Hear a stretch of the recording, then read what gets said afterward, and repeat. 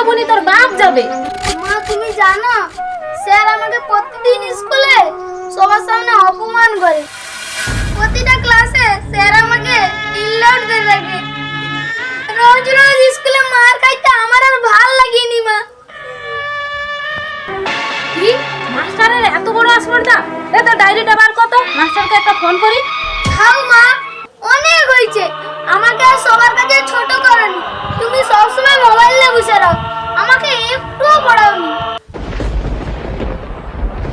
এখন তুমি সিদ্ধান্ত নাও মা, হয় মোবাইল নিয়ে বসে রাখো, না হলে তুমি আমাকে একটু পড়াও। মা আমি তোমার ছেলে, একটু আমার ভবিষ্যতের কথা ভাবো। আচ্ছা বাবা, আমি তোকে কথা দিলি, আজকে দিয়ে আমি আর যখন তখন মোবাইল হাতে ধরবো নি, আর আমি তোকে সবসময় পড়াইবো।